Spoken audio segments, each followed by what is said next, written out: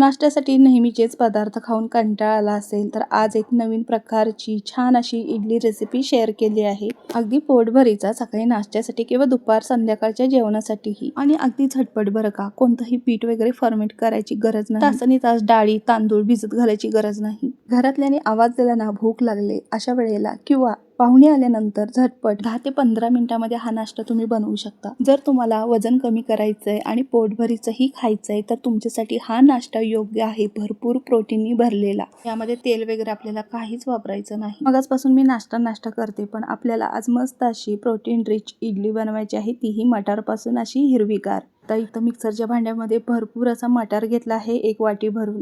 4 ते 5 मिरच्या मोडून घेतलेल्या आहे. मिरची तुम्ही तुमच्या आवडीप्रमाणे कमी जास्त करू शकता. 1 इंच आल्याचे तुकडे आणि भरपूर अशी हिरवीगार कोथिंबीर घालून ह्याची आपल्याला जाडसर अशी पेस्ट करून घ्यायची आहे. जाडसर म्हणजे एकदमही ही बारीक नको किंवा जाड नको, रवाळ असं हे मिश्रण असलं पाहिजे. पाणी न घालताच हे वाटण केलं आहे. ओले वाटाणे आहेत हे, त्यामुळे बघा पाणी न घालताही छान असं हे बारीक होतं. हे बघा अशा पद्धतीने सर्व काही बारीक झालं पाहिजे. आता मी तुम्हाला व्हिडिओमध्ये दाखवले ना, अशा पद्धतीने बारीक करून घ्या. मटार, कोथिंबीर आणि मिरचीचा छान रंग आला आहे. तसाच आपल्या इडलीलाही सुंदर रंग येणार आहे हिरवागार. ही इडली रेसिपी तुम्हाला मी शेअर केली आहे कारण ही दिसायलाच नाही, चवीला तर खूप छान लागते. अगदी आठवड्यातून 4 ते 5 वेळा हा नाश्ता तुम्ही बनवाल नक्कीच. आता काय करायचं, एका भांड्यामध्ये ही सगळी पेस्ट काढून घ्यायची. 1 मोठी वाटी भरून मी बारीक रवा घेतलेला आहे, तो यामध्ये टाकायचा आहे. ज्या वाटीने रवा घेतला ना त्याच वाटीने ते घट्टसर असं दही मी टाकत आहे. दही तुमच्या आवडीप्रमाणे कमी जास्त करू शकता, पण भरपूर असं दही टाका, खूप छान इडलीला टेस्ट येते. आता बघा याच्यामध्ये आपण मटारची जी पेस्ट टाकली आहे त्याचा ओलावा तर आहेच, त्याचबरोबर दही टाकलं. यामध्येच आपल्याला रवा छान असा मिक्स करून घ्यायचा आहे. मिक्सरच्या भांड्याला मटारचा थोडाफार अर्क लागला होता, त्यातच पाणी घातलं आणि हे पाणी मी घोळून यामध्ये घातलेलं आहे थोडं थोडं करून. आणि हे सगळं आता आपल्याला पाणी घातल्यानंतर एकजीव करून घ्यायचं आहे, सगळं मिक्स करून घ्यायचं आहे. हे बघा पाणी घातल्यानंतर एका दिशेने फिरवत हे सगळं व्यवस्थित मिक्स करून घेतलं. आता मग अशी आपण दही टाकलं, त्याच वाटीला थोडंफार दही लागलं होतं, त्यातच पाणी आणि थोडं घेतलं आणि तेही यामध्ये मी टाकलेलं आहे थोडंसं पाणी. आपल्याला इडली बनवायची आहे तर त्यासाठी आपल्याला हे मिश्रण ना जास्त घट्टही नको आणि जास्त पातळही नको, दाटसर असं ठेवायचं. आता या बॅटरमध्ये म्हणजे या मिश्रणामध्ये चवीनुसार आपल्याला मीठ घालायचं आहे. त्याचप्रमाणे 1 चमचा भरून मीठ घातलं, त्याचबरोबर 1 चमचा होईल एवढं जिरं घातलं आणि हे सगळं आता एकजीव करून घ्यायचं आहे आपल्याला. जेवढं हे जास्त तुम्ही एका दिशेने फेटून घ्याल ना तेवढी इडली आपली छान फुलते, आतून छान अशी जाळीदार होते. रवा बघा छान फुलला आहे. इडलीसाठीचं हे मिश्रण आपलं तयार झालं आहे. पुढे काय करायचं ते सांगणारच आहे. त्याआधी आपल्याला इडली वाफवण्याची तयारी करायची आहे. त्यासाठी इडली पात्रामध्ये पाणी घालून आपल्याला हे गरम करून घ्यायचं आहे. पाणी घातलं आणि 1 लिंबाची फोड यामध्ये घातलेली आहे. पाणी गरम होतंय तोपर्यंत इकडे आपण हे आपलं तयार केलेलं मिश्रण जरा बाजूला ठेवूयात आणि जे आपले इडली प्लेट्स आहेत ना त्यांना तेल लावून घेऊयात, म्हणजे इडली आपली एकही चिकटणार नाही. अगदी थेंबभर तेल घालून ह्या सगळ्या इडली पात्राला मी छान असं तेल लावून घेतलेलं आहे. इडली करताना ही तयारी आधीच करून ठेवायची, कारण मी तुम्हाला सांगणारच आहे पुढे. अशा पद्धतीने तिन्ही प्लेटला मी तेल लावून घेतलं आहे थोडंसं. अगदी थेंबभर तेल सगळीकडे व्यवस्थित पसरून हाताने चोळून घेतलं आणि जे आपलं इडलीचं मिश्रण आहे ना त्यामध्ये आपल्याला इथे इनो घालायचं आहे. आणि जी ही इनोची पावडर आहे ना त्यामध्ये थोडंसं पाणी घातलं, 1 चमचा 2 चमचा होईल एवढं. मस्त असा फेस सुटता आणि त्या फेसामध्येच आपल्याला हे सगळं एकत्र मिक्स करून घ्यायचं आहे. एका दिशेने छान असं फेटून घ्यायचं आहे. आपलं हे मिश्रणही छान फुलतं आणि छान फेसाळतं बघा.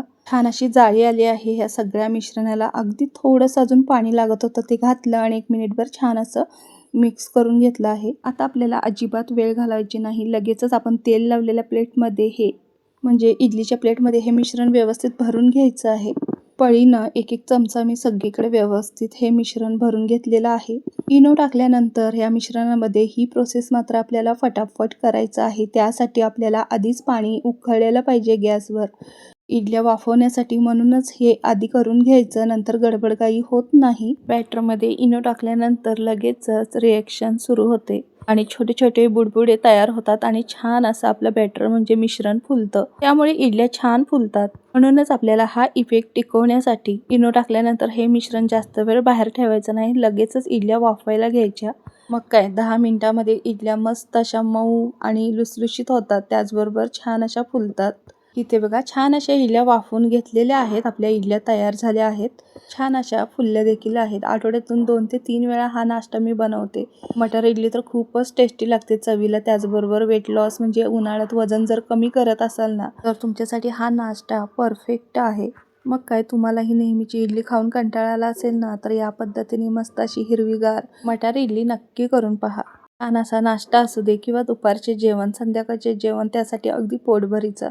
ही तुम्ही इडली ना अगदी तशीच खाऊ शकता, दह्यासोबत खाऊ शकता किंवा चटणी आपली नेहमीची असते ना खोबऱ्याची त्याच्यासोबत खाऊ शकता. तर मी तर कैरी आणि खोबऱ्याची चटणी बनवली होती. नेहमीप्रमाणेच ओलं खोबरं, त्यामध्ये कैरी, अजून त्याच्यामध्ये जिरे, मिरची, मीठ, लसूण, कोथिंबीर घालून ही छान चटणी बनवली. ह्याला फोडणी द्यायची काहीच गरज नाही. अशी चटणी ही खायला खूप छान लागते. तर मंडळी, ही मटार इडली तुम्हाला आवडलीच असेल. आवडल्यास तुमच्या मित्रमंडळींना शेअर करा, लाईक करा. अजूनही चॅनलला सबस्क्राईब केलं नसेल तर तेही करून घ्या. आणि अशा छान छान युनिक रेसिपीसाठी महालक्ष्मी किचनला फॉलो करा. तुम्ही यापूर्वी अशी इडली कधी बनवली का मटारपासून? त्याचबरोबर ही रेसिपी तुम्ही कुठून पाहत आहात, कोणत्या गावातून पाहताय हे मला नक्की कमेंट करून सांगा. फक्त मटारच नाही तर सेम या पद्धतीने तुम्ही भरपूर वेगवेगळ्या प्रकारच्या इडली रेसिपीज बनवू शकता. हे बघा किती जाळीदार मऊ लुसलुशीत आपली इडली तयार झाली आहे. आतून पण बघा किती पोकळ आणि अशी मस्त जाळी आली आहे. अशा पद्धतीने एकदा बनवलात ना तर आठवड्यातून 4 ते 5 वेळा ही रेसिपी बनवाल. की आवडेल तुम्हाला. धन्यवाद.